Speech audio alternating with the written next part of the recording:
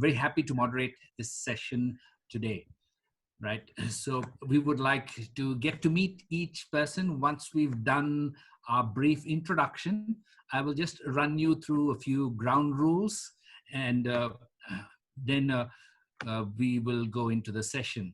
Okay. However, before the introduction, if Dr. Priyanandan would like to kickstart the session by a few words of welcome, then we can go forward. Sir? Good afternoon, everyone, and good morning to all the friends from Europe. It's a pleasure having you all together on this platform today. We've been doing a series of webinars over the last month, ever since the pandemic has hit us. We would love to hear from all of you, and also, of course, including our inputs on as academics, as educators, how do we foresee the landscape of education changing? We've done a few webinars trying to understand how the landscape of hospitality industry as such might change, and how we need to adapt ourselves. So it would be a pleasure to learn from each other on this platform, to see how we can conduct our practicals, or how do we need to fine tune ourselves, keeping the social distancing, other norms in mind. So I once again thank you for making yourself available. We can get started. Mr. Brian, you can take over. Thank you, Priyanandan, sir. So friends, we would like to spend a few moments by getting to know each one of you. And then we will walk into the objectives of our session, how we're going to handle the session, and at the end, what do we get out of the session. So John, if that's okay, going from my screen left to right, John, if you'd like to briefly introduce yourself, we'd love to meet you. Sure, yeah, good morning or good afternoon, wherever in the world you are. And first and foremost, thank you very much for having me on this panel. It's really interesting and a very current topic that we're all discussing. Yeah, my name is John Daly. I'm originally Irish, but I live and work in Switzerland at Swiss Education Group. Swiss Education Group is the largest hospitality education provider in Switzerland. We are 6 schools all around the Swiss and the German and some parts close to the Italian part. I've been with the group, I guess, about 15 years. And for about 10 years before that, I was in the professional sector in the hospitality industry. So my first professional career is in hospitality management, and my second professional career is in hospitality education, and now more in quality assurance of that education. Thank you, and looking forward to the discussion. Thanks very much, John. Welcome aboard. Sunny, if you can go next. Good morning and good afternoon, my friends. Good afternoon. My name is Sunny, and I'm happily an Indian origin and an Italian. That was being blessed by God to me. And I live happily in Torino. And I act my company actually as a business developer in promoting Italian excellence in other parts of the world. So today, exclusively, I'm going to represent the absence of Cast Elementi, the Italian Culinary School, that were unable to join today because of some overlapping of some other conference. So I'm going to truly represent them today. I'll share their visions and idea what they are looking forward after post-COVID on this side. Thank you, everybody. And thanks very much. Thanks very much, Sunny. Good to have you on board. Jordi? Okay, good morning, Spanish hour to all of you. My name is Jordi Ferrer. I am the academic director of GASMA. Okay, I have a bachelor's degree in science and food technology, and I have been working for many years in high-level restaurants, like, for example, El Bulli. I have worked in cook educational cook from 10 years. Okay, and here I think today is a really interesting day because I think we are starting a new era, and I think we would like to know which are the keys to try to know what we have to do. Okay, and then I think today is an important day to know, to listen different point of views about the situation. Thank you, Jordi. Nice having you on board. Equipo? If I'm pronouncing your name wrong, please correct me. Hi, I'm Lala Canela. Nice to meet you all. It's a pleasure. I'm sorry, I'm getting interrupted. 1 second. Lala Canela, it's a pleasure to meet you. I'm the Director of Admissions. I am from GASMA. GASMA was born 6 years ago. GASMA is a gastronomic culinary institute. We're with THEU, which is a university in Valencia that's currently giving our diplomas. We were born 6 years ago, like I said. We do gastronomy and management, and we have bachelor's degree, official bachelor's degree, and 5 different masters and other types of diplomas. Thank you very much, Lala. Welcome to the session. Good to have you on board. Marta, if you can unmute, yeah. Yes, good morning, everyone.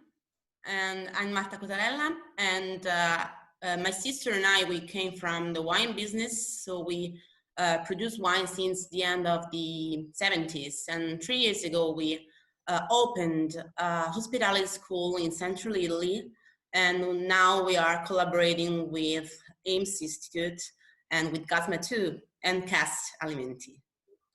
Okay. Martha, thank you. Nice having you on board. I don't see anyone. Priyanandan sir, a little bit from you. Hi, everyone. I'm Priyanandan. I'm the Chief Operating Officer at Ames Institutes. I handle the international collaborations, our new campus development, and strategy for the institution. It's a pleasure to meet you all again.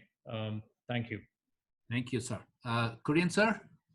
Yes, good afternoon, Brian sir, and all my colleagues. And also good morning to the European friends. I'm Dr. Kurian. I'm the Group Director of Hospitality and Culinary Arts of Ames Institute. I've been associated with the Institute past 23 years. And I had an opportunity to do a 1-month training program in SCG, and in the year 2006. That is how our relationship started with the SCG. And now I'm happy to see all the European friends for this panel 1 discussion on the hospitality education post COVID-19. Welcome you all once again on behalf of our Ames School of Hospitality and Tourism Studies. Thank you, Mr. Brian. Thank you, Korean. So I don't see anyone else. However, guys, I think Mr. is Brian, there anyone else? We have Mr. Avik and Mr. Andrea. Okay, I don't see Avik. I beg your pardon. Okay. Good morning, everybody. Hi. Good morning. Thank you for this invitation.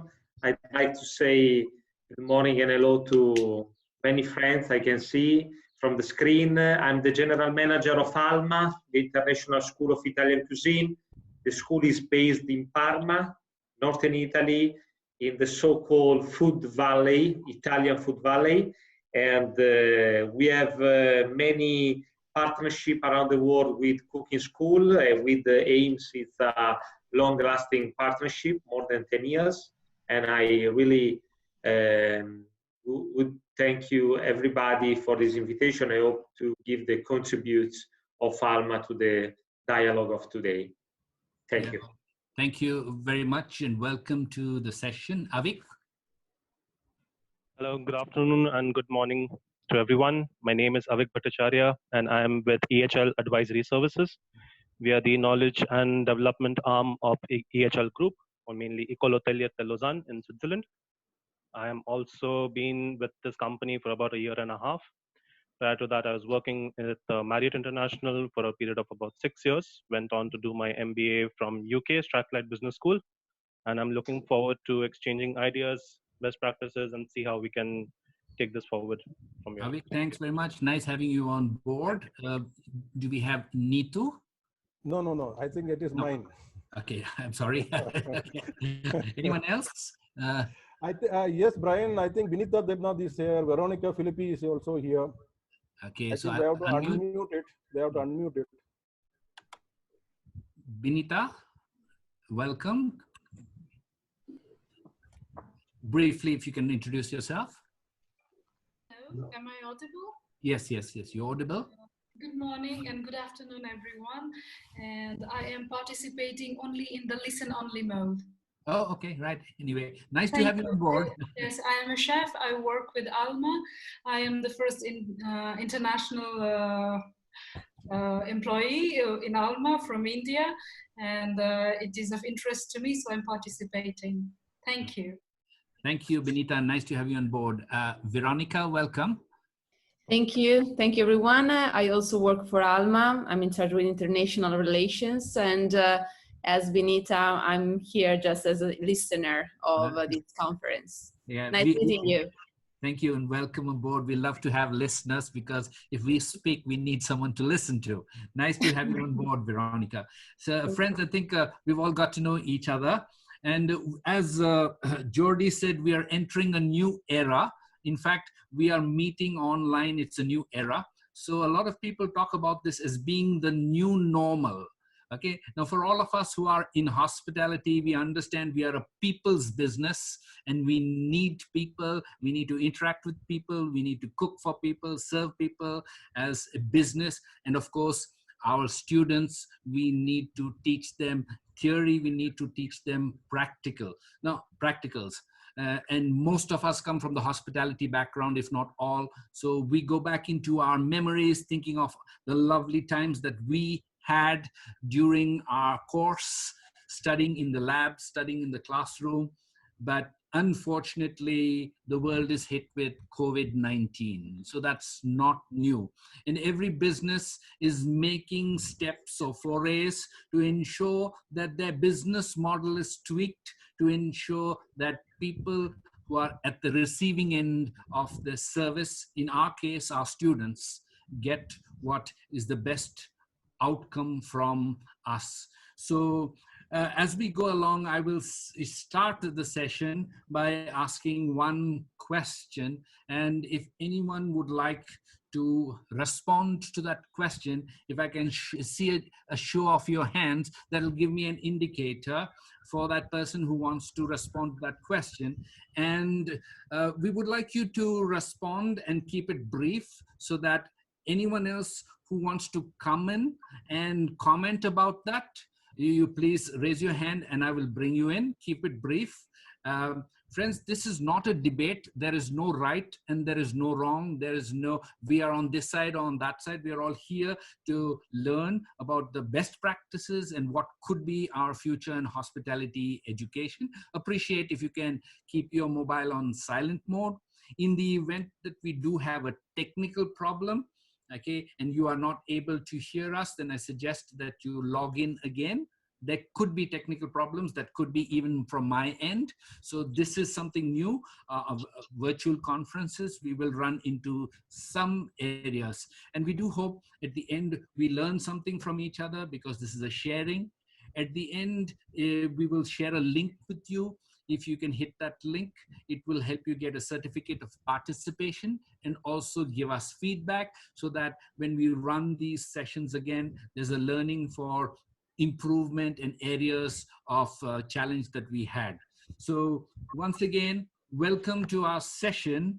Okay, we at Ames would like to learn about the best practices to handle the change which is happening and the pedagogy of the hospitality education post COVID-19.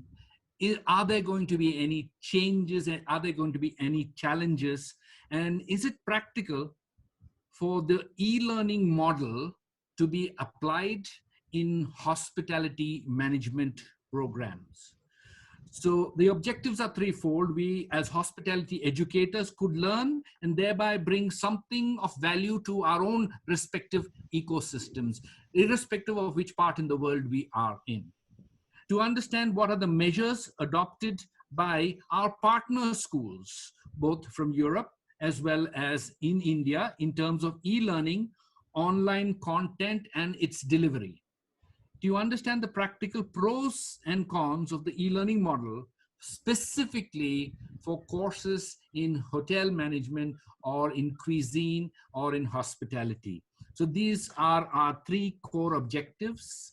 Our first question is, okay, what changes do you predict will happen in hospitality education or hospitality teaching. Okay, because COVID-19 is preventing us from having classroom teaching or classroom training. That's the first question to stimulate our collective or individual thoughts. Anyone would like to take that response? Yeah, Jordi, I see Jordi's hands. Thanks very much, Jordi. Go for it, Jordi. Okay, I'm going to try to speak about my experience like a teacher. Of course, I'm the director, academic director, but I am a teacher too. And I think that's interesting. Always I love to do it because I always keep in touch with the students.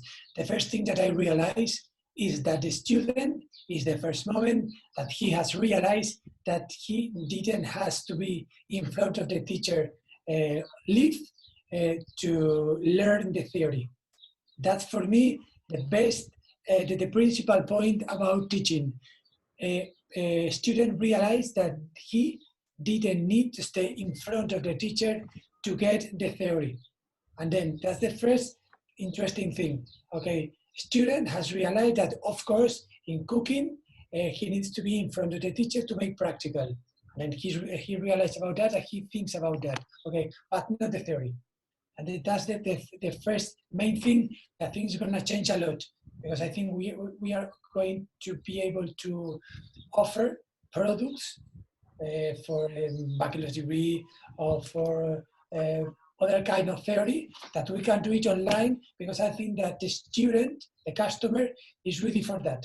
Okay, he has realized that for him maybe it's better to, for example, in our case, when we have a video class, we are recording that video class, and then some of our students are international, more of them, and then, for example, one is in India, another is in USA, and then maybe it's not in the same time that I'm having a class, but he can do it later, and there's no problem. He can do it later. He can make his practical or his homeworks, and then for me, that's one of the principal points. Before of the COVID, student is not ready about that. Now, maybe I think it's not ready. I think it's more than them. He prefer to get the theory, sit, relax at home. He can record, he can switch on, he can switch off, he can read other things, and then I think it's better for the theory. Great, Jordi, thanks very much. Okay, you made some valid points. The student realizes, okay, that they don't need to be in front of the teacher for theory. Okay, and because of technology, we can sit at home, sit in any part of the world and get the same technology. Okay, however, then for cooking, it's a practical course. It is, you need to be in front of the teacher, right? So Jordi has very well, segmented those two things. We will also come into, we are a practical course. How do we address, okay, teaching our students online where they need to actually be in front of the teacher? Thanks, Jordi. Anyone else would like to talk about their thoughts? John, go ahead, John. I can see John's hand. Thank you very much. Yeah, well, isn't it an absolutely fascinating time to be in education? Certainly in my lifetime, I've not seen such a kind of, I heard somebody on the news yesterday describing it as a tsunami of change. And I think we're just at the beginning of that tsunami. So it's a wonderful time to be involved in learning. Usually we are the ones doing the teaching in the classroom. But I think right now it's the time for the educational leaders to be the ones learning, and going back into research and figuring out what is this new uncertain future going to be. We're moving into a world where both the public and the private sector in education is in for a big change, and there's lots of factors. I think the spark or the root has been this COVID, but behind all of that, there's this whole, access to financing. Governments have never been more in debt than they've been before. Individuals have never been more in debt than they have before. So what's going to come after that is government and individuals are going to be a lot more prudent in how and where they will spend their money in educational services, and therefore schools will be more selected on who gains public sector financing. And in the private sector, it's going to become a lot more competitive as well, as the different sectors fight for those bucks from people who are revisiting how they do education, and I think education will be more chunked in the future. Instead of that being at one event, it will be more of a series of events where students will build a portfolio education, and the whole idea of lifelong learning as opposed to an educational event will come back. And as a consequence, I see education becoming a lot more diverse. It's time to innovate. Education has not innovated in the last, maybe since the Industrial Revolution. If you look at retail, banking, finance, even the hospitality industry has innovated quite a bit in the last 50 years. Education, not as much. So it's time for us to change. So it's a very exciting time, but a very uncertain time. And I see a far bigger range of educational products being available to educational consumers in the future, but I see a lot of casualties along the way. So time to go back to the books for educational leaders and start doing research and learning ourselves. Good, John. Thanks very much. I like that you said it's a tsunami of change. There are going to be some people who survive in a tsunami and some people who don't, or some organizations that do. Right. And I like that you said we as educators, we need to go back to learning rather than only teaching. Right, it's very important. And also you mentioned that this is a fascinating time. So we can also look at this. This is a problem I need to teach my students in front of me, but look at it from the other perspective. This is a fascinating time to innovate. This is a fascinating time to look at different ways of reaching out to our students. As Jordi was saying, that theory that can be recorded and the guy can actually look at that whenever he is comfortable. But it is triggers for thoughts for us who are educators in today's modern world, teaching young, digitally charged students. Okay, and there could be generation gaps in the way we articulate, we teach.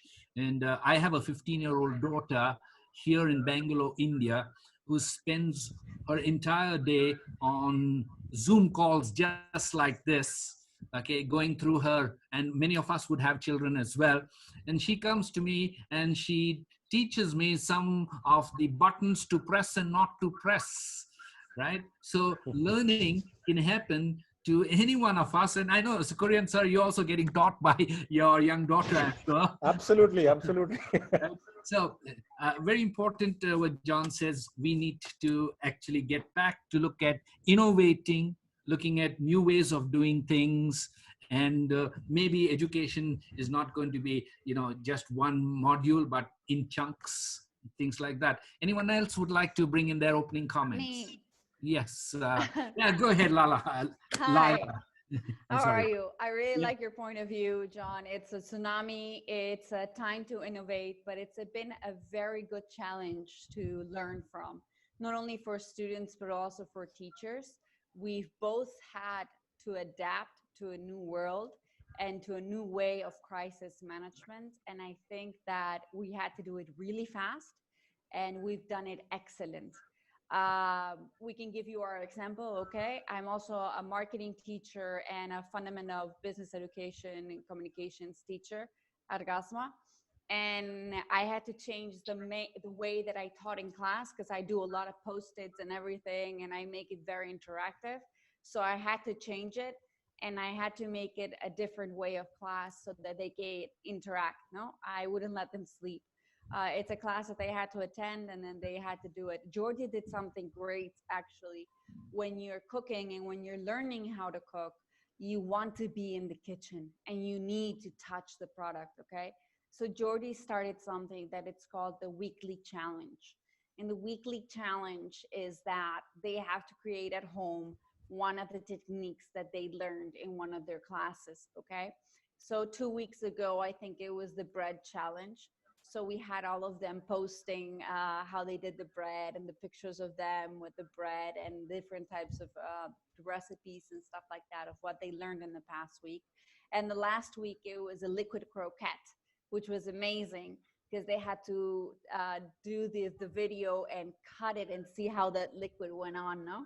So they're also knowing that at home, they can also do the things that they learn in the classroom online. for the future, what we're doing here at GASMA is we're expecting to start at the end of September approximately, and our classes will be blended. Some of them will be online and some of them will be in class. Obviously, when you're cooking, you have to be in the class. And so once you have to be in the class, we have small groups. We have students of 13 students, the maximum, and there will be social distancing of 2 meters per person. And that's one of the things that we're adapting. Nothing will change for us because that was something that we already had implemented. We already had it at GASMA. We were kind of innovative in that. And that's not going to change. What's going to change is the big classrooms. The big classrooms, there's going to be spaces between students for the theory. And that's it. We look forward to a new adventure because for us, and I think for most of us who were here, it's an adventure to learning new things and starting with this new tsunami, like John said, of learning experience and a learning curve for students and teachers. Thanks, Lala, for those very insightful thoughts in terms of Jordi's experiments with the weekly challenge. And you started off by saying we need to adapt, and you have demonstrated that through your colleague Jordi, who's teaching cooking, you've already adapted, where the kids can actually go and recreate this at home, make videos, share those videos. So you're blending, okay, not so much as the classroom and the practical, but you're blending technology with learning, right? So that's great. And then you talked about, you know, while this is an interesting time, okay, we need to be fast. Otherwise, we're going to lose the opportunities that could come up, maybe for getting funding or for attracting students to our course, because they're going to say, hey, hotel management is a practical course. So we're going to defer this, but we need to keep our foot on the pedal and say here, while things have changed, we are also changed to adapt to the new way of learning. Our teachers are learning, and we are continuously looking at being interactive. I like that you said, you know, I'm a person who likes to make them interactive and use post-its as well. Now it's going to be a limitation because I can't use post-its, okay, because I'm not in the classroom. But you've already adapted to make them, you know, engaged so that they don't fall asleep, they're not disinterested, okay? And so getting to learn the tools that we are using, which may not have been comfortable. Zoom, for example, they've got a fantastic breakaway policy, break room, where you can actually get people into teams. So I like that. There's the first learning that we've had is the weekly challenge, posting online what you have learned, okay, and connecting your video, and that video could also be reused again and again. Fantastic. Thank you very much, Lala. Anyone else would like to share their thoughts? Marta. Mr. Brian, I think we have one more school joining us, that is BHMS from Switzerland. Okay. I think we can invite Ms. Shubha. Shubha Rutra is on the line now. Okay. Is she in? I beg your pardon? Yeah, Marta, just give me a moment. Marta, give me a moment. Shubha? I think she has to unmute her. We can proceed further. Okay, sir, if you can let her enter and unmute. No, I don't see her in the waiting room. Yeah, I don't see her.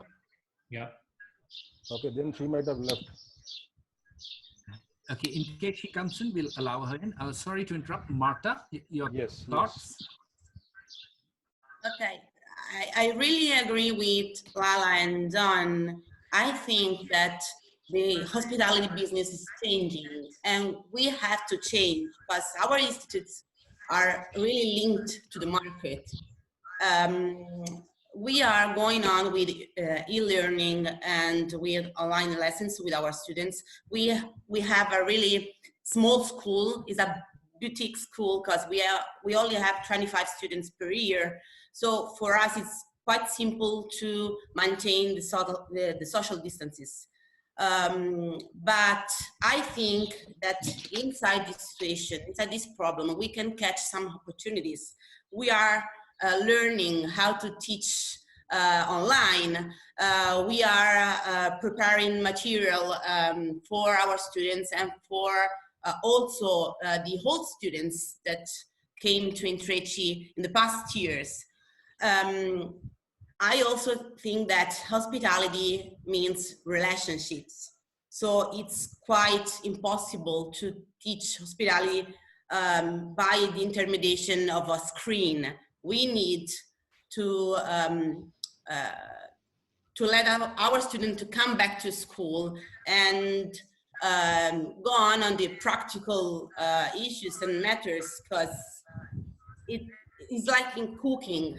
They cannot learn how to cook, how to host without the contact with the client, with the customer.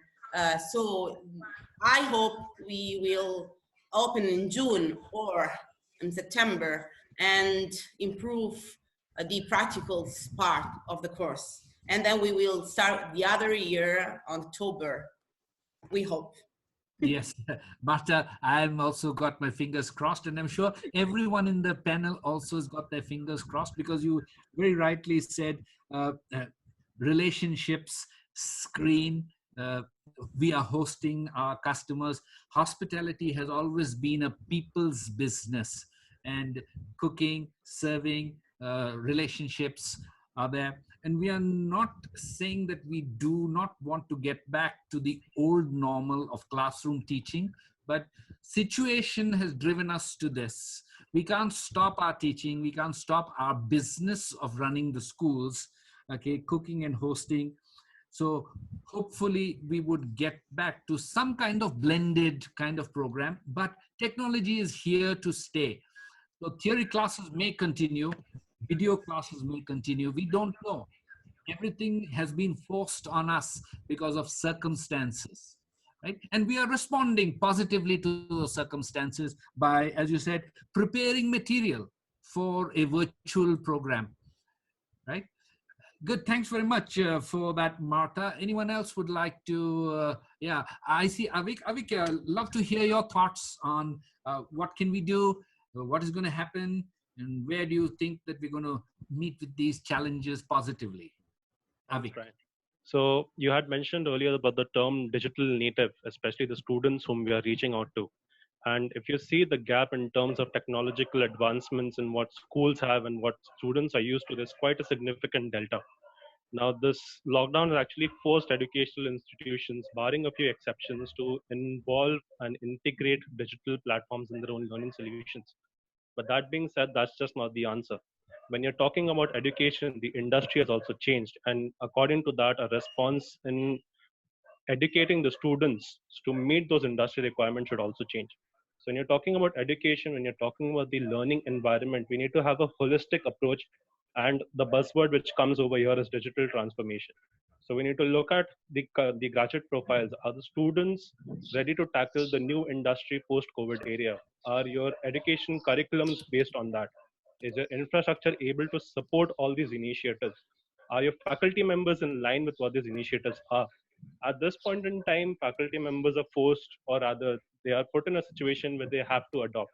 But that basically puts out the fact that different faculty members are adopting to the situation in a different way, but does not really give a holistic approach to what students are expecting in terms of education from the institutions. So this change should be driven across the spectrum, with technology being a facilitator rather than a driver of change at this point in time. Avik, thanks very much. A different perspective brought to this. Technology should actually be the focus of change, and the digital platforms we are using are kind of forced on us because of circumstances, okay? And are the faculty in line? Is the infrastructure in line with the digital transformation that Avik talked about? So we are talking about a holistic change in education rather than just a reactionary change because the circumstances forced us to get onto some digital platform. Yes, Avik, the students today are, as you said, digital natives, okay? And they are much more well informed on the various tools and the various terminology used. And I have been teaching for so many years. Am I at the same level as my students? Because just to bring a little humor to this, my daughter came and said, we messed around with the maths teacher. We wrote on his whiteboard and he didn't know how to erase it. This was right in the beginning. And of course, the maths teacher was someone who is very experienced at teaching, but not experienced at actually these 15-year-old digital natives who were running circles around him in a simple thing like, writing on his whiteboard and things like that. So is the faculty in line with this holistic change? Because the holistic change means education is definitely going to change. Okay, it's not education. Education will always be there. Okay, the Industrial Revolution brought changes. Okay, post-Second World War brought changes. Computerization brought changes. Now, tsunami after COVID-19 is bringing changes in everyone's life. So, very interesting thoughts. Are we driven, or is it going to be the driver of change? Thanks very much, Avik. Very interesting thoughts that you brought to the table. Anyone else would like to share their thoughts? Can I, Brian? Hi, Sunny. Hi, Sunny. Yeah. Great. I'd like to hear your thoughts on the challenges and how we're going to meet them. Brian, I heard all my colleagues who have been joining this conference, and I think wonderful views. But as we all are aware that our industry is very practical, and this industry goes in parallel with the hospitality industry. Definitely, we are talking about digital platforms. We are talking about every sort of practice we have been doing from the last 2-3 months after post-COVID. But we are also aware what industry is expecting from the people, being us as an educator, from the students. Because whatever we are doing, we are preparing them for tomorrow. And we all are aware that digital platform, it can provide an information, but is not a tool in par with industry. So industry, like today, I was very happy to read in today's newspaper, I think one of the universities in India, they have allowed to students to have a dual degree. So that means with the parallel to the degree, what they will be applying, let's say for hospitality industry, parallelly, they can also go for online formation in other degrees, whichever they wish to apply. So that's wonderful thing. So that means a student is going to have a practical part and also having another degree. We have already started this thing taught very happily with Ames, with this part, and with GASMA, and with the Khas Elementary, and with Intrati. We are designing this sort of degree, which will be in par for 3 years, next 3 years, with the practical industry of hospitality, what is applied at Ames. So that means our student will get out from the college in a very brief way in next 3 years, having industrial experience, what he will get in India, and he's also gaining a foreign language, a foreign qualification also. So that means the industry, as we all are aware, I had some meeting with some GMs from the hospitalities, and what they all talk about today is are very much multi-talented people. They are looking for multi-talented people with different roles they can apply. That means the matrix of room employees ratio has to be revisited. Performance is going to be the king. We cannot forget that at all. Yes, it's going to be great to have digital platforms. Yes, like in CAST, they are already going with the podcast will be applied. There is going to be a team of people who will be following the students in future that they can go for the assignments in theory part. But that's only going to be 20%. And we all are there, 80% has to be anyhow practical part. So like we said in the beginning, we all keep fingers crossed that as soon as possible, we go back. Because it depends on the qualification people want to get. Because in MBA programs and all, wonderful. I can get even from here sitting, I can get a US degree. But when it comes to hospitality, it cannot work out that way. We need to be back in the school. 80% of our lessons has to be gone through that. And that's all I believe. Thanks, Sunny. Very practically stated. We are a practically driven education or vocation, I would say. And while the digital platform is a welcome tool, let us look at it only as a tool. It's a tool to facilitate.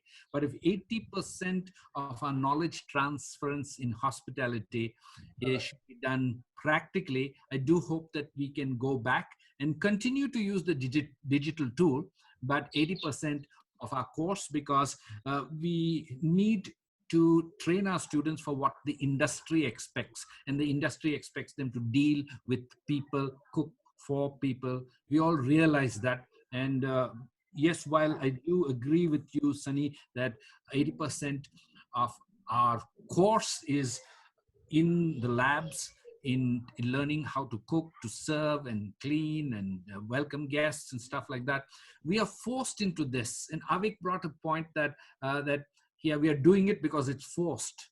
Now we are now at a challenging, or John said, a very interesting phase, because none of us know what the future is. Is it going to be the next 6 months that we're going to be under kind of partial lockdown, social distancing, wearing masks in the kitchen, you can't smell, wearing gloves? Okay, gloves have always been there in hospitality. Okay, so it brings me to my next question, which was triggered by Sunny. How are we going to, manage that 80% of our training in hospitality, irrespective of the school, wherever you are in the world? It really doesn't matter. Sunny also mentioned the Indian government has just raised the bar in terms of education. You can pursue two degrees simultaneously. Okay, and the hospitality industry has given that opportunity to people to do 2 courses. So I'd like to raise the bar a little bit. How and what are we going to do with this 80% or the practical element if we are expected to continue with virtual training? If, and I hope that if, okay, is so soon changed to, okay, you can also go back to your classrooms. Okay, face-to-face, obviously all of us realize, is the most powerful form of communication. Okay, and I'm just going to ask you this question. Those of us who have gone through hospitality education, what do you remember of your course when you were students? You remember all the fun we had in the kitchen, the mess that we got up to, okay? And, those are the memories that these kids may not have because they are, going to learn online. So my next question is, how are we going to deal with that 80%, right? What are the pros and cons of education in the virtual mode when we need to deal with the practical side of hospitality? Right? Can I ask John to come in? John, you said that I have been in hotel operations, hotel management, now you're in quality, and you've been an educator, right? So how are we going to address this? So if you're in hospitality operations, everything is practical. Okay. Yes, thank you. Spend time looking at his spreadsheets, but finally, are you bringing in the money? Are you satisfying your customers? Okay, we've all had those late nights and early mornings and double shifts and things like that. Okay, and this is what we're preparing our students for. This 80% that Sunny was talking about. Any thoughts? Yes. Thank you. It's a great question, and I wish I could have a formula and know the answer that I could sell to everyone. But it will be interesting to know. I'm also a hospitality graduate myself. I studied hotel management, so I understand exactly where you're coming from. Yeah. And thinking back when I was a student, there was a classroom and I did 2 internships. I think the part of my education where I grew and developed the most was actually during that internship phase, during that 80% that you talk about. So I see hospitality education revisiting how we do internships. Hospitality industry is going back. It's been proven time and time again. It's probably the most resilient industry in the world. So people will still go on holidays, people will still want to stay in hotels, and there will still be a need for interns. So that practical element of the training will need to remain in one way or another. Now, maybe the classroom based will somehow have to change, and that's not a bad thing. And I think we should forget about the idea of, you know, learning can only take place inside a classroom. We need to go more into this whole thinking of education without boundaries, and we would think about infrastructure. We're not just talking about the infrastructure of our classroom, we're talking about the infrastructure of our learning environment, which includes technology. But as the previous speaker said, technology needs to be there to augment, to improve, not to replace, and to give a better practical experience to the guest and give a better learning experience to the student, and bringing technology into the professional environment where we're doing internships. And again, we come back to chunking. Maybe internships will be more chunked in periods. There's definitely going to be a bigger need than ever for well-being, care, hospitality, revenue management.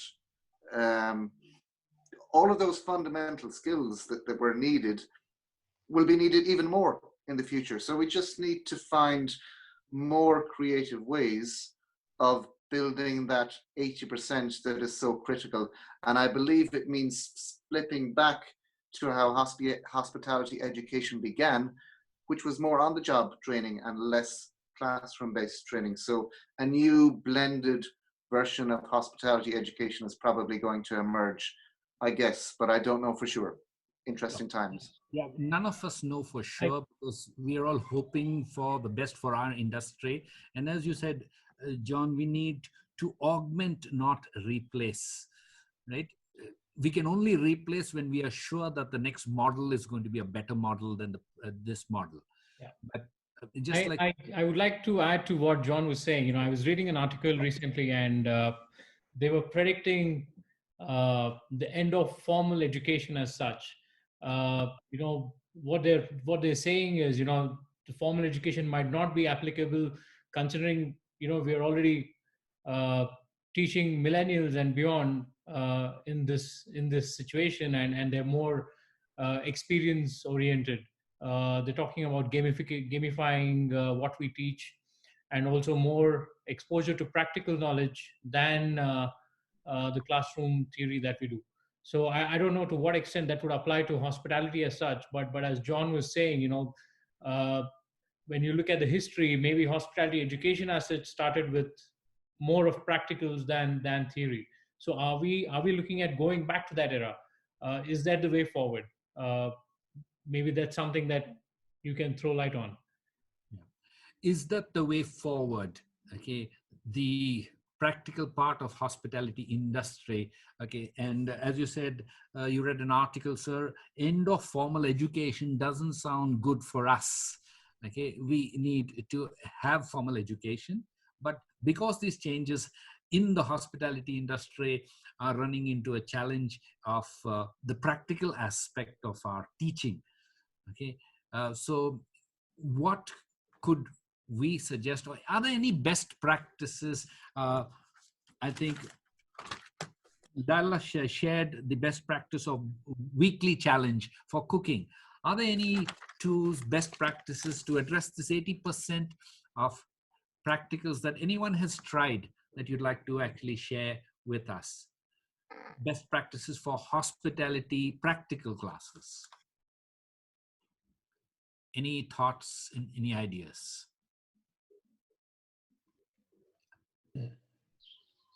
Yeah, great. Jordi. Yeah, good, Jordi, okay, go ahead. I think we are speaking about different point of views, but I think we have to think about the two more important point of views. The point of view of the teacher and the point of view of the student.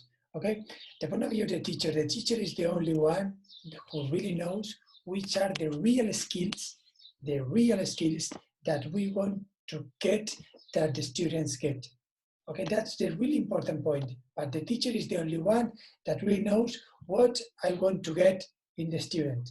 For example, if I speak about an F&B, okay, and if in an F&B job, for example, one of the more important things for a really good F&B worker, for example, in an hotel, it's an F&B is many years working with the eye.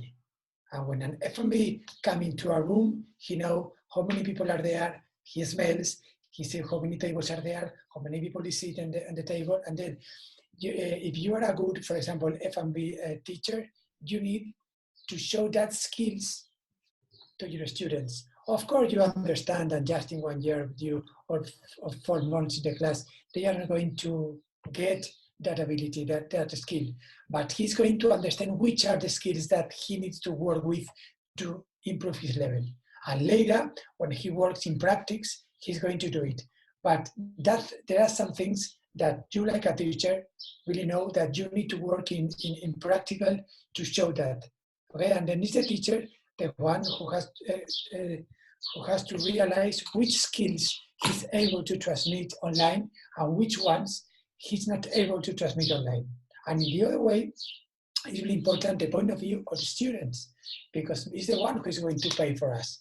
And then, for example, I'm a teacher and I think that some skills I need to show you, for example, leave, but he thinks now, because now the brain of the student has changed, he thinks that just theory, I have just to do it online.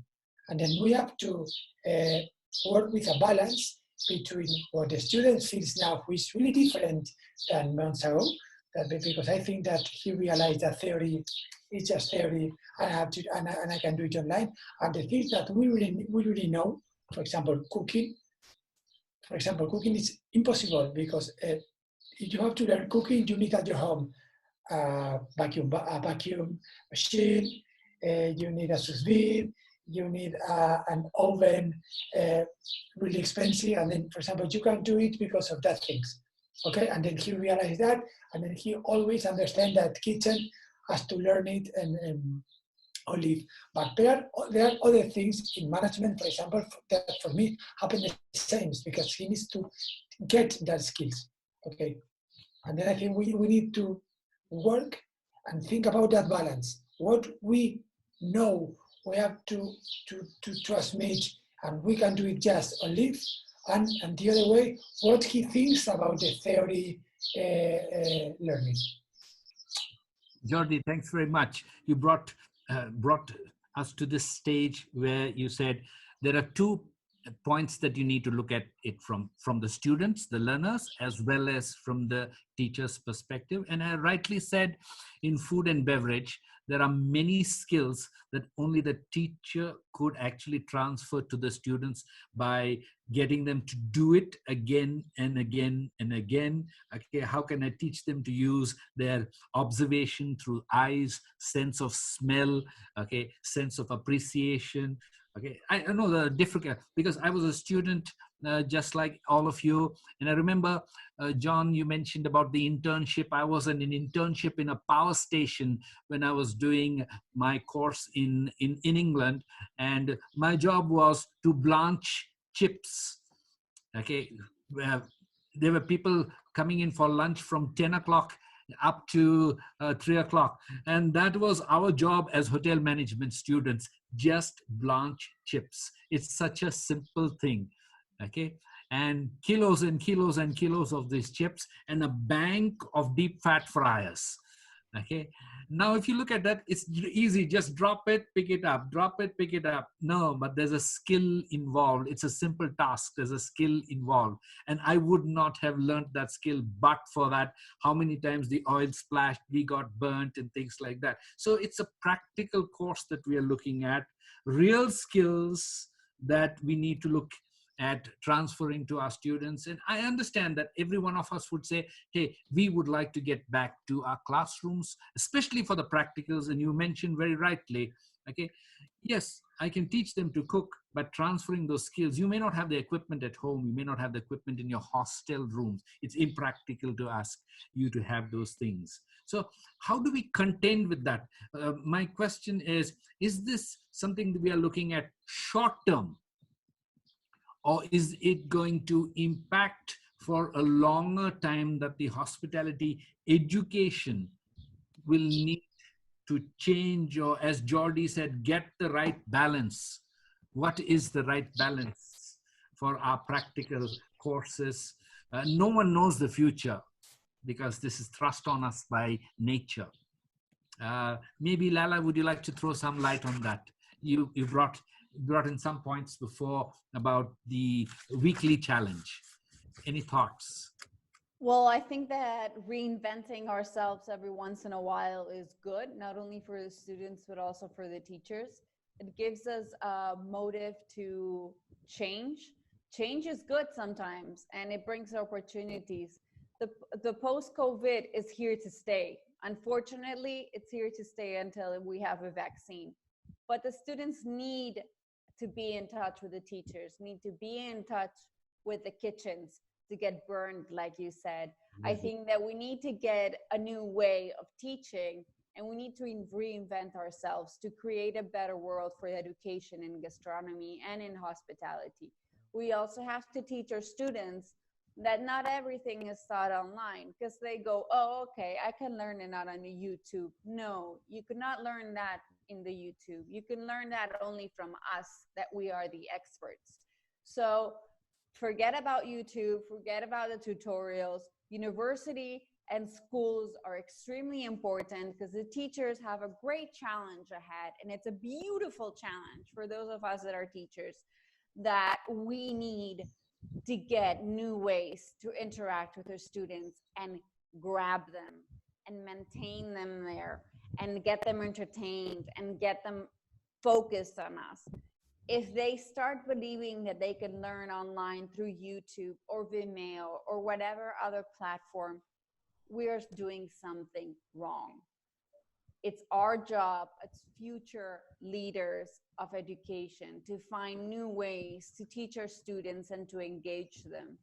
And I think that we're doing that by hosting these types of talks and these types of entertainment ways to find to how to get to the student. But like Jordi said and Marta said, we need to, you can only learn things by inspiring them and by telling them, look out, look at that tea, look at that person. He's smoking. Does he have a cigarette place to put the cigarette? They will not learn that in a tutorial because that's something that they need to start, see, touch, feel, smell. And that's a new way that we need to transmit it, even though if it's online or it's on by person. If we have to do it online because COVID is still here and stuff like that, the teacher needs to find a new way to transmit that. And I think it's a beautiful challenge for the teacher. I love to change things every day, and I love to find new ways to teach to my students. So that's a good challenge for me, and I think it's a good challenge for all those teachers. It's always learning. If we teach like we were taught when we were in high school or when we were in university, I think most of these students would not be here in school today. True. They wouldn't, because they would have gone bored. And as teachers, we need to find a new way, and we need to find ways that are entertaining, that are challenging, and that they brighten up their minds and they open their eyes, you know? That's my opinion. Yeah, reinventing yourself, because many times the response to youngsters say, okay, let's Google it. We don't need the teacher, right? We don't want that. While Google is an important tool that can be used, what Jordi was saying, we need to get the right balance. And it's a continuous process of reinventing yourself. It's not the end. It is a continuous beginning for all of us, irrespective of the role that we play in the lives of our young students, whether we are administrators, practical teachers, theory teachers, okay, or people who engage with our students. You also mentioned it should be entertaining. Okay, if we were if we were to teach like how I was taught when I was in high school, we would have many of these students lost. Yes, that is a challenge for many of us. The other balance of teachers. How do I retain the interest? I was talking to one teacher from hotel school in India and Bangalore, and he said students log on to Zoom and then they are not there. It's just they blank out their video, they blank out their audio. Okay, at the end when I'm talking only to the screen, so I don't know. So I told him, how long have you been teaching on Zoom? And so he said in the last month, maybe about 8 or 9 times. So I said, you still have got that elbowed on you. So you need to, in your words, reinvent yourself on how you teach on Zoom, the theory classes. But the practical classes, yes, we are still struggling with finding the right balance. Avik, any thoughts on this 80%? Okay. Ryan, Martha wants to add something. I beg your pardon, Avik, just give me a moment. Martha wants to add, give you some time to get your thoughts together. Martha, I didn't see your hand because maybe her video. Martha, sorry, go ahead. Yes. So I think Lala is completely right. I want to add one point. Education is not only to transfer knowledge. Education is to transfer passion. And I think we have to invest on our teachers because they have to be capable, able to transfer a passion for a professional, for a job. If I think about my time at school, teachers that are in my heart, and they will always be, are that teacher that can involve me in lessons, that can transfer me their passion for what they were doing. I think we need to do the same thing, to invest on our teachers, to let them able to transfer their passion. And I think we have another lucky point. I think all of us passed from the analogical era to the digital era. So we are flexible. We were used to use the phone booth with the money inside, and now we have iPhone. So our minds are very flexible.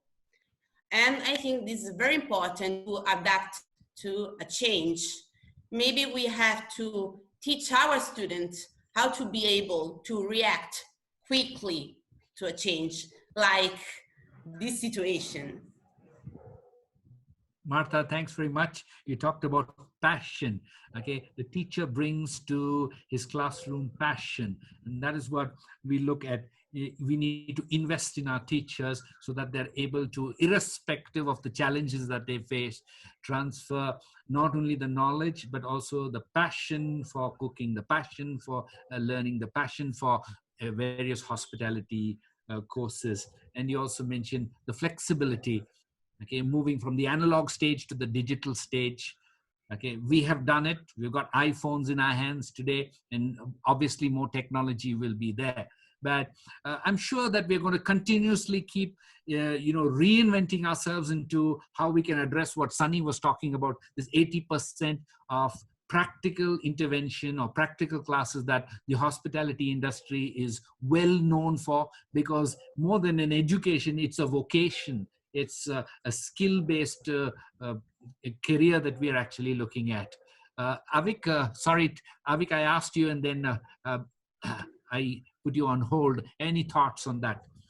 You also mentioned digital native. The kids are the digital natives. Okay, but our industry is a practical industry. You're also in hospitality. Help us with your thoughts. Yes, so actually finding the balance is key. That's already been mentioned over and over again. So what is very important, especially to keep the attention span and also to keep the students engaged, is that you bring in technologies that they are very passionate about. Now, using these technologies, you can even convert somewhat unpopular and boring subjects into something which is more engaging. Now, in terms of an example at AHL, what we had done is, and this is even before the lockdown, we had actually introduced a VR course. using virtual reality headsets. So we created a mock-up digital room of a 5-star hotel room. We added some problems into that, some like either the bed linen was crumpled or the pillow was not in proper place. And we then formed teams of 5.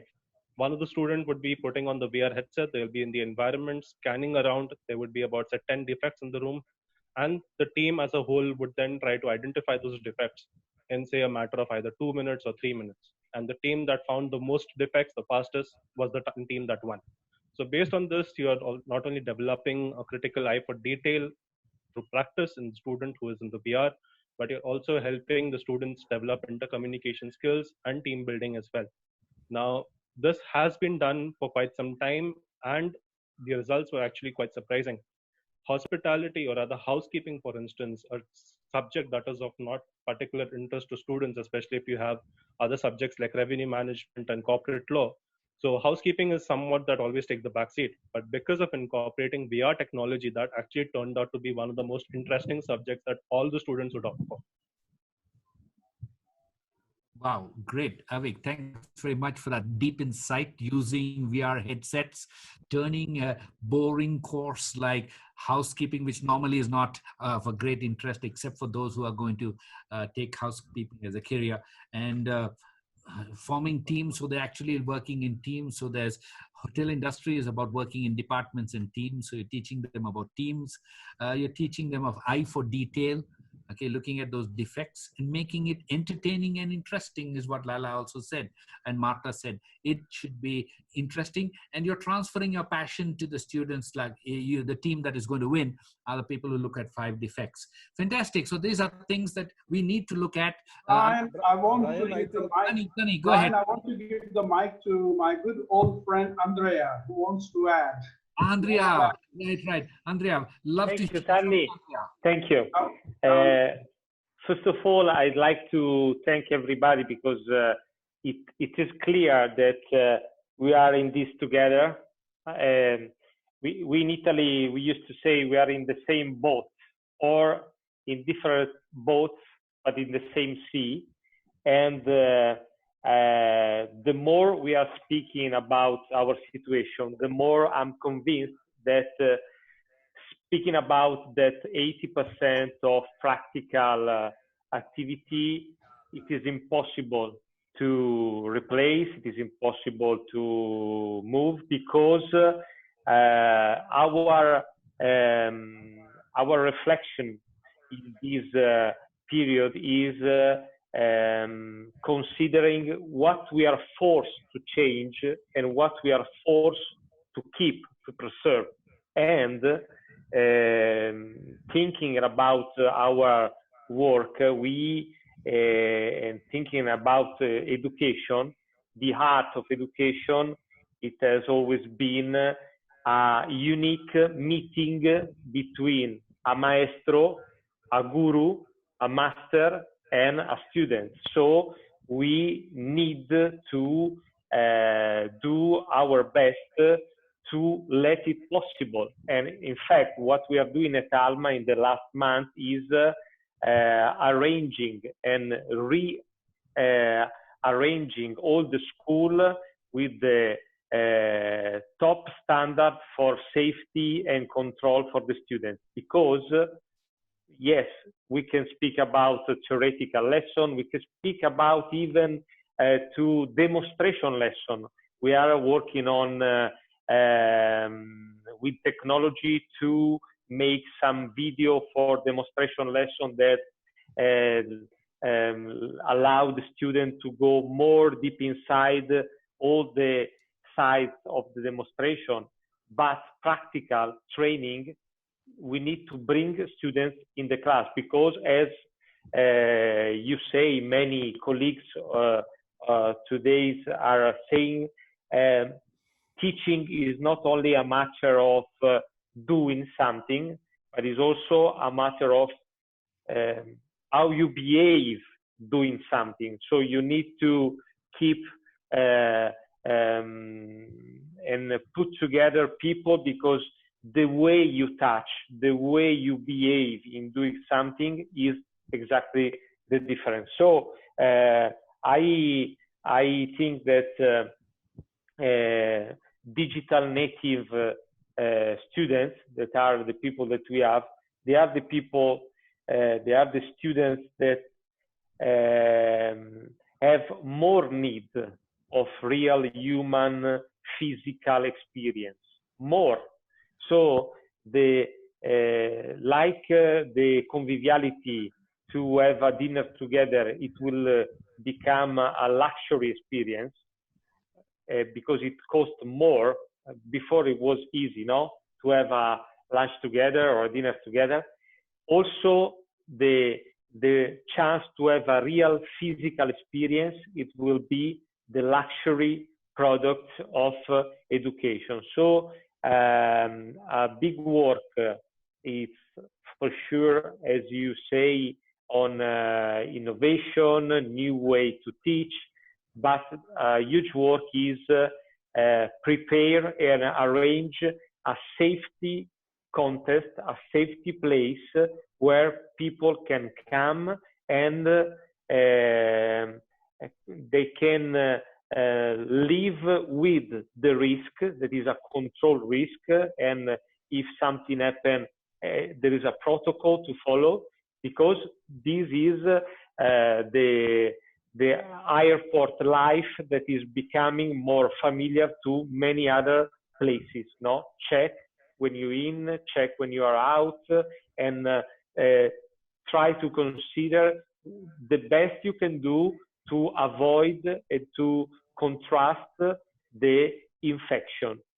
I think, and I'd like to conclude with this, that people in hospitality, they are already aware and they are already familiar with PPE and also safety behave.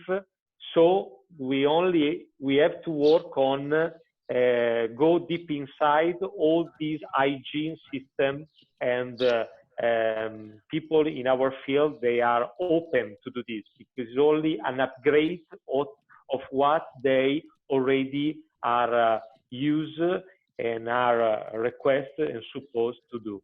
But thank you, everybody, because this dialogue, it's important to me, because sometimes you feel like alone, no? But when you see people all around the world having the same problem, sharing idea or sharing a tentative idea, I really like to thank you for this invitation and this conference today.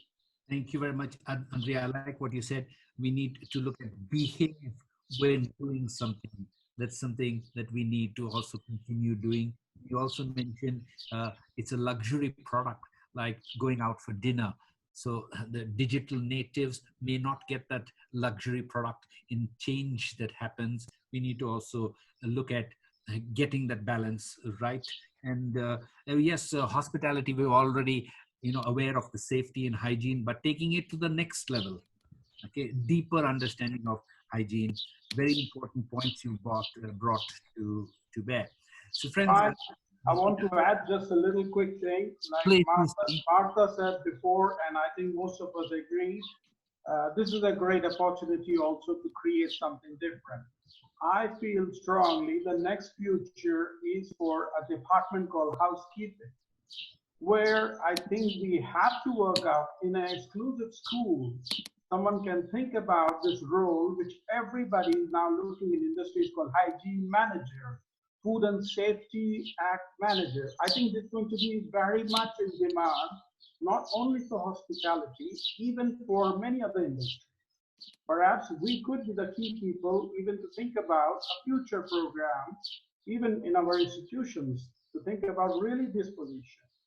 Because like I said in the beginning, industry is looking for multitasking. We are creating the future of tomorrow of the students. I know we can give the digital, we can give them even 80% of the theory, but for whom are we preparing them? They are preparing us for the industry. And industry is looking absolutely perfect place, perfect students now from today itself.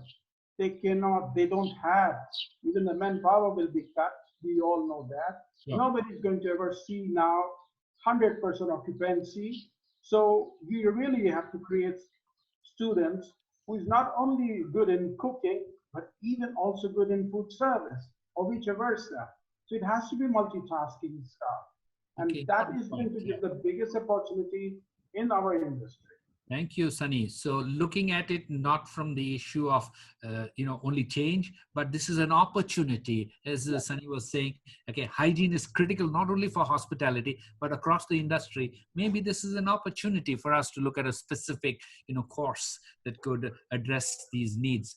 So thanks for that, Sunny. Friends, we've run the gamut of time. I really appreciate your comments. So briefly to summarize what we've talked about today, we've talked about the change which has happened because of COVID-19. We've talked about our own teachers, our students, the challenges that we are going to face. And we also looked at changes like the tsunami sweeping on us. We're going to make it something which is a solution rather than a problem.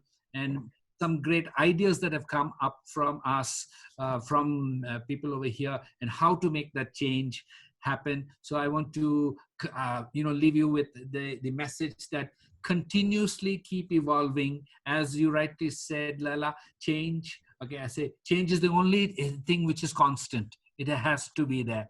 While the students may change, the teachers also will change, the infrastructure will change. Okay, but our hotel guests want service.